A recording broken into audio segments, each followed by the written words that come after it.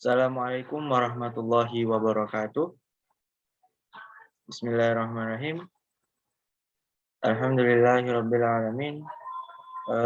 Saya Muhammad Azam Alauddin Al-Ilmi dari kelas A akan mempresentasikan mengenai tentang pensyariatan hukum Islam. Oke, di sini yang pertama adalah mengenai tujuan pensyariatan hukum Islam.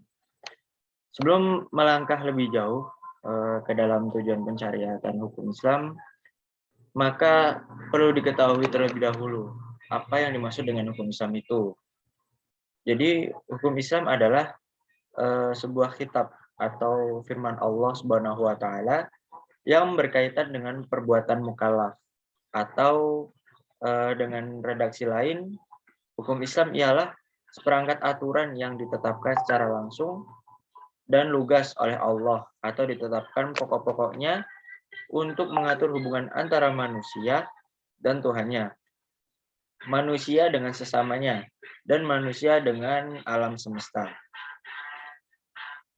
Kemudian adapun Abu Zahra mengemukakan pandangannya bahwa hukum adalah ketetapan Allah yang berhubungan dengan perbuatan orang-orang mukallaf, baik berupa iqtida atau tuntutan perintah atau larangan, takhir, pilihan, maupun berupa wat'i, yaitu sebab akibat.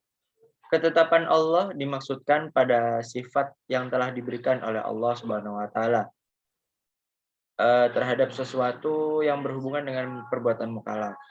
Sedangkan menurut ahli usul fikih atau usuliyun, yang dikatakan hukum syar'i ialah khitab atau sabda. Jadi pencipta syariat yang berkaitan dengan perbuatan orang-orang mukallaf yang mengandung suatu tuntutan atau pilihan, atau yang menjadikan sesuatu sebagai sebab, syarat, atau penghalang bagi adanya sesuatu yang lain. Kemudian dilihat dari sudut kerasulan Nabi Muhammad SAW, dapat diketahui bahwa syariat Islam diturunkan oleh Allah untuk menunjukkan kesejahteraan universal atau alam semesta ini. Hal ini selaras dengan firman Allah, "Wa ma arsalnaka illa rahmatan lil alamin." Dan kami tidak mengutus engkau Muhammad melainkan untuk menjadi rahmat bagi seluruh alam. Ada satu kaidah umum yang berkaitan dengan tujuan umum syar'i, yaitu bahwa tujuan umum syar'i dalam mensyariatkan hukum ialah merealisir kemaslahatan manusia dalam kehidupan ini, menarik keuntungan untuk mereka, dan melenyapkan bahaya dari mereka.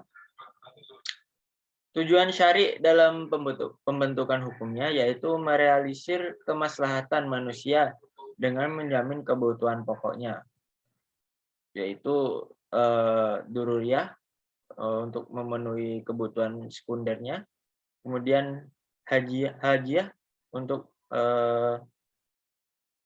melengkapi kebutuhan mereka. Jadi setiap hukum syara tidak ada tujuan kecuali salah satu di antara tiga unsur tersebut, di mana dari tiga unsur tersebut dapat terbukti kemaslahatan manusia. Tahsiniyat tidak berarti dipelihara jika dalam pemeliharannya itu terdapat kerusakan bagi hajiat, dan hajiat juga tahsiniyat tidak berarti dipelihara jika dalam pemeliharaan salah satunya terdapat kerusakan bagi daruriyat. Bentuk kemaslahatan dari syariat hukum Islam adalah terpeliharanya tiga macam kebutuhan manusia, yaitu daruriyat, kebutuhan pokok, hajiat, kebutuhan sekunder, dan tahsiniyat, yaitu kebutuhan pelengkap. Jadi yang pertama itu tadi adalah kebutuhan daruriyat atau kebutuhan pokok, yaitu segala hal yang menjadi sendi eksistensi kehidupan manusia yang harus ada demi kemaslahatan mereka.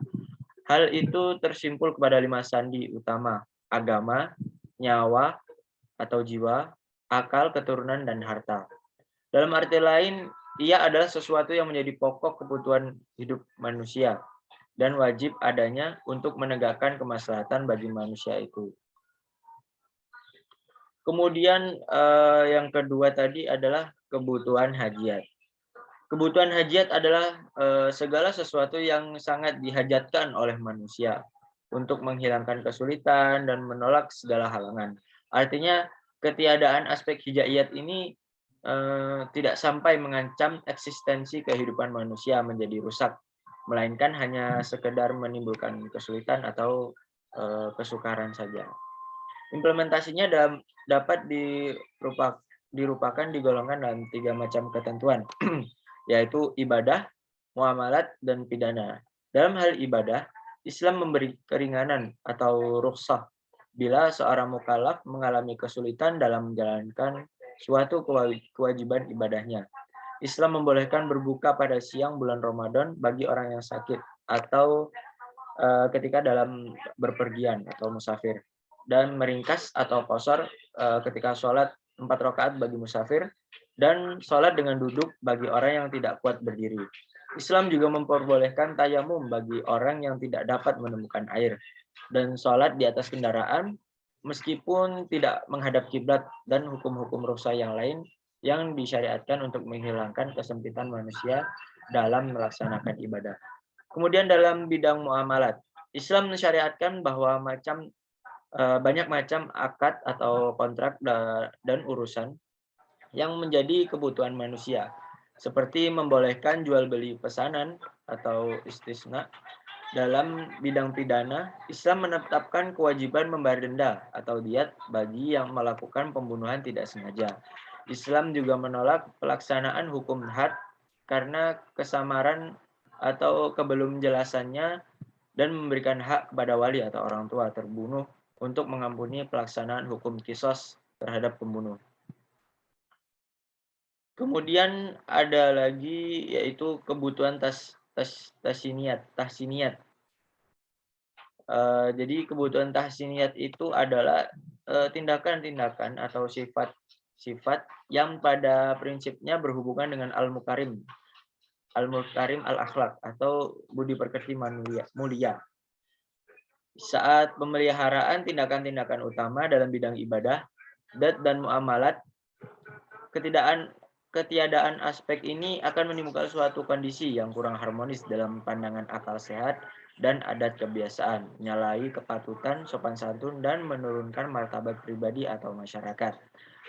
Ketentuan tahsiniyat ini berkaitan dengan pembinaan akhlak yang baik, kebiasaan terpuji, dan menjalankan berbagai ketentuan doruri dengan cara yang paling sempurna.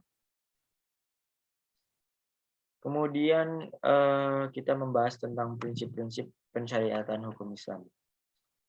Pensyariatan sebuah hukum Islam bertujuan mewujudkan kemaslahatan bagi umat manusia, baik di dunia maupun akhirat. Oleh sebab itu, segala hal yang mengandung kemudaratan harus dihindari dan dicegah.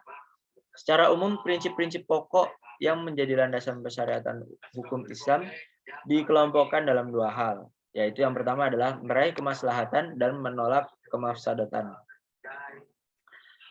Maslahat berasal dari kata as-sulh atau al-islah yang berarti damai dan tentram. Damai berorientasi pada fisik, sedangkan tentram berorientasi pada psikis. Adapun yang dimaksud dengan maslahat secara terminologi adalah perolehan manfaat dan penolakan terhadap kesulitan. Maslahat adalah dasar semua kaidah yang dikembangkan dalam hukum Islam. Ia memiliki landasan yang kuat dalam Al-Quran. Kemudian yang kedua tadi itu adalah memberikan kemudahan dan menolak kesukaran. Ulama menetapkan salah satu kaidah pokok lainnya, yaitu bagaimanapun semua hal yang membuat segala sesuatu menjadi sempit dan sulit harus dihilangkan, karena agama diturunkan oleh Allah bukan untuk menimbulkan kesulitan bagi manusia, melainkan untuk memberi kemudahan bagi mereka.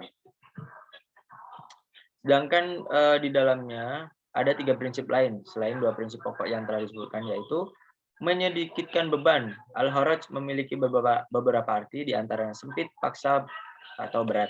Adapun arti terminologinya adalah segala sesuatu yang menyulitkan badan, jiwa, atau harta secara berlebihan baik sekarang maupun di kemudian hari. Kemudian yang kedua adalah ditetapkan secara bertahap. Tiap-tiap masyarakat tentu memiliki adat kebiasaan tersendiri. Baik tradisi itu ba- eh, baik tradisi baik tradisi itu maupun tradisi yang membahayakan baik tradisi itu baik maupun tradisi yang membahayakan mereka sendiri. Tradisi tersebut ada yang berakar dan mendarah daging. Dalam sosiologi, Ibnu Khaldun dinyatakan bahwa suatu masyarakat tradisional atau yang tingkat intelektualnya rendah akan menentang apabila ada sesuatu yang baru dalam kehidupannya. Lebih-lebih apabila sesuatu yang baru tersebut bertentangan dengan tradisi yang ada. Kemudian yang ketiga adalah mewujudkan keadilan merata. Keadilan memiliki beberapa arti. Secara bahasa, keadilan adalah meletakkan sesuatu pada tempatnya. Salah satu keistimewaan syariat Islam adalah memiliki corak yang generalistik, datang untuk semua manusia untuk menyatukan urusan dalam ruang lingkup kebenaran dan memadukan dalam kebaikan. Menurut syariat Islam, semua orang memiliki derajat atau kedudukan yang sama. Penguasa tidak terlindung kekuasaannya ketika ia berbuat kezaliman. Orang kaya dan orang berpangkat tidak terlindung oleh harta dan pangkat ketika yang bersangkutan berhadapan dengan pengadilan. Mungkin cukup itu saja yang bisa saya sampaikan pada presentasi kali ini. Kurang lebihnya saya mohon maaf. Assalamualaikum warahmatullahi wabarakatuh.